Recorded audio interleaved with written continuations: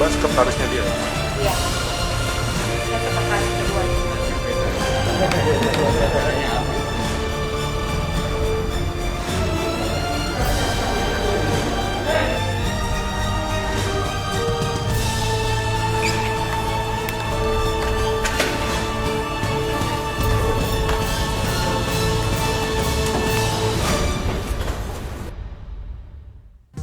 Kami coba temui korban di Polres Jakarta Utara. Kami ingin menguak bagaimana peristiwa bermula. Saudara, di area perkantoran di kawasan Jakarta Utara tertangkaplah seorang bos yang merupakan pelaku yang melakukan pelecehan seksual terhadap dua korbannya yang merupakan karyawati. Modus yang dilakukan oleh pelaku ini adalah melakukan ritual kepercayaan dengan mengaku-ngaku sebagai peramal. Pelaku ini dengan berani menggerayahi tubuh korban. Lantas seperti apa kronologi kejadiannya? Berikut penelusuran kami hanya di Gelar Perkara. Kami pun menemui korban yang merupakan mantan sekretaris pelaku. Korban menyatakan hampir setiap hari pelecehan seksual diterimanya. Mulai dari tindakan yang paling ringan seperti mencolek hingga pemaksaan hubungan seksual.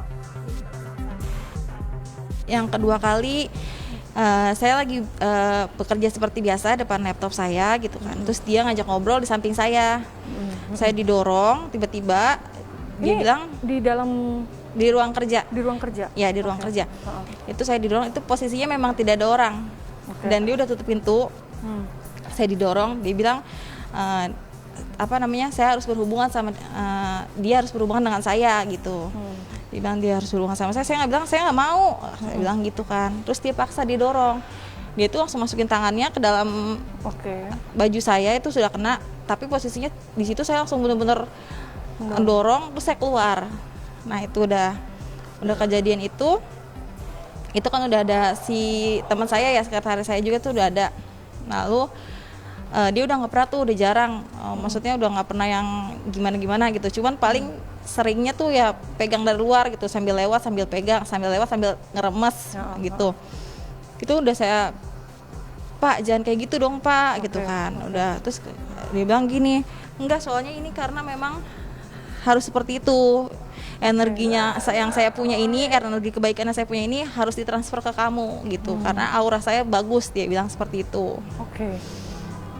Udah suatu ketika lagi kejadian lagi nih, dia panggil saya, dia tanya untuk masalah pekerjaan ya. Setelah jelasin panjang kali lebar, diskusi panjang kali lebar, dia bilang tetap dia harus mandiin ritual mandi kembang, dia bilang gitu. Saya bilang saya nggak mau Pak, saya nggak mau dimandiin kembang, aku bilang gitu. Saya bilang gitu. Terus dia bilang gini, ini udah kewajiban katanya gitu. Saya bilang saya nggak bisa, kalau kayak gitu saya keluar aja gitu. Terus dia bilang enggak, ini udah kewajiban. Terus dia langsung paksa saya, tarik tangan saya, pegang dia yang udah berdiri itu. Udah di situ saya ditarik, saya sampai jatuh. Saya jatuh. Terus bajunya juga sempat ditarik, dibuka gitu, udah kelihatan sih. Itu udah main tarik-tarikan. Terus ya udah, terus abis itu udah tarik-tarikan segala macam, dia udah pegang remas itu udah benar-benar nggak bisa deh.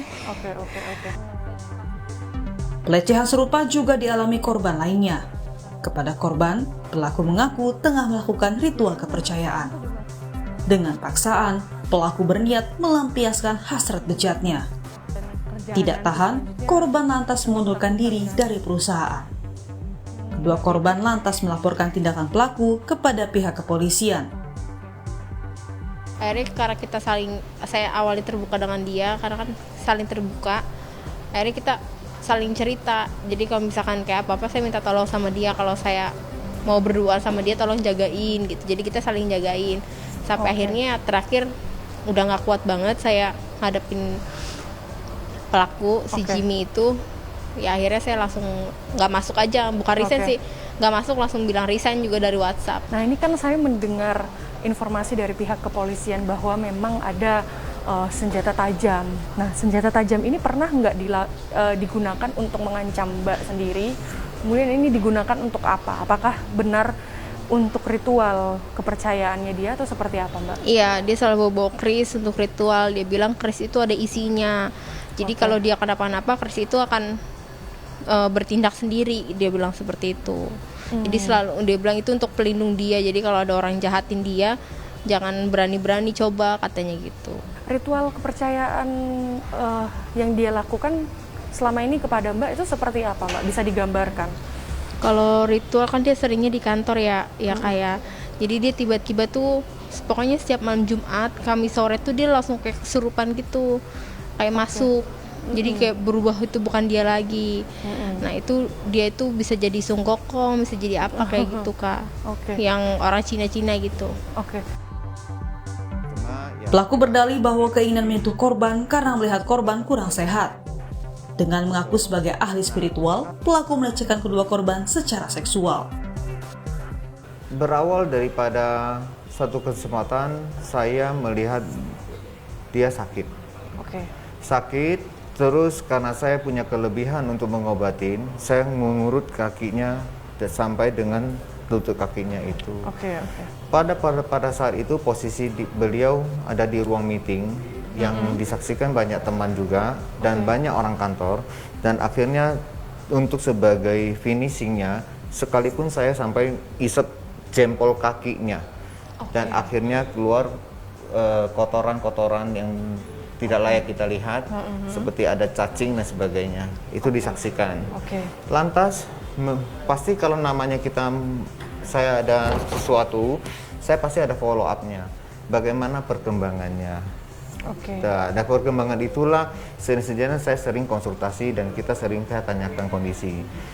Pada suatu saat beliau ada sakit, saya bantu, keseleo lagi, itu juga saya bantu. Terus habis itu saya ngurutin. Nah, waktu ngurutin ini, yang konon katanya saya menyentuh aura yang tidak di bagian atas ya, Pak? Atas, gitu loh. Yang menurut pihak pelapor itu adalah pelecehan. Bapak melakukan ritual ini kan saya mengibaratkan ritual dari kepercayaannya Bapak sendiri ya, Pak ya. Sudah berapa lama Bapak melakukan ritual ini? Ritual itu sejak saya kurang lebih 4 bulan berselang saya setelah stroke. Itu selama di Jakarta atau di Semarang? Tidak, di Semarang sudah ada. Nah, namun yang di Jakarta ini baru-baru sekitar terhitung sekarang itu kurang lebih sekitar 2-3 bulanan. Fakta lainnya, menurut polisi selama beraksi, pelaku selalu terpengaruh oleh minuman keras. Berdasarkan 2 alat bukti, pelaku akhirnya dapat diringkus. Untuk pelaku sendiri inisialnya JH. Beliau seorang wakil di perusahaan itu. Ya, kebetulan itu juga perusahaan punya saudaranya sendiri.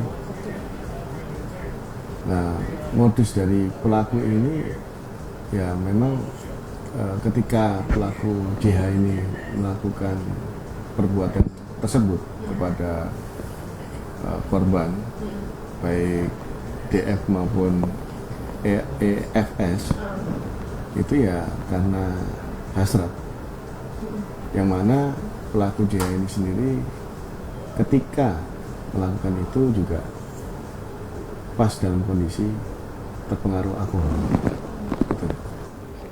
Tapi apa betul Kak, Pak, bahwa dia ini mengaku sebagai dukun atau dia punya aliran kepercayaan sendiri sehingga dia melakukan modus itu, Pak? Iya, kalau dari pengakuan JH sendiri, dia memang merasa seperti itu. Ada pemberontakan nggak Pak dari korban saat itu? Kalau pemberontakan secara melawan ada, tapi ya kembali lagi ya, keterbatasan seorang wanita melawan si pelaku yang mana kondisinya pada saat itu juga dalam keadaan ketika melakukan itu dalam keadaan terpengaruh alkohol. Sebenarnya yang membuat korban untuk melapor ini karena terakhir dari perbuatan yang sering itu, bahkan korban sendiri lupa beberapa kali, itu korban mau diajak mandi bersama. Komnas Perempuan menilai ada dua pola khas kekerasan seksual yang biasa terjadi di lingkungan tempat kerja. Salah satunya adalah pemaksaan secara seksual yang dilakukan pimpinan kepada bawahan. Saudara, saat ini karena suasana masih pandemi, maka kita melakukan wawancara terkait kasus bos yang melecehkan kedua karyawatinya bersama dengan saya, Ibu Siti Aminah, seorang komisioner dari Komnas Perempuan. Selamat pagi, Ibu. Selamat pagi, Gracia. Ya, Selamat Ibu. pagi. Ya, apa kabar, Bu? Sehat? Sehat, mudah-mudahan kawan-kawan juga sehat selalu. Ya, Ibu, ini terkait soal pelecehan seksual lagi-lagi masih terulang, Bu. Bagaimana kerentanan seorang karyawati bisa menjadi korban pelecehan seksual, Bu? Iya, jadi yang terjadi di Jakarta Utara itu adalah pelecehan seksual fisik ya di dunia kerja. Mengapa itu terjadi? Karena ada kerentanan perempuan yang menjadi pekerja. Yaitu ini adalah bagian dari diskriminasi terhadap perempuan sebagai akibat dari sistem patriarki yang menempatkan laki-laki lebih prioritas dibandingkan perempuan. Sehingga ketika perempuan menjadi pekerja, ada dua lapis kerentanan. Pertama, ia sebagai perempuan berhadapan dengan laki-laki, dan dia sebagai bawahan berhadapan dengan atasan. Oke, sebenarnya modus apa yang selalu dilakukan oleh pelaku, Bu?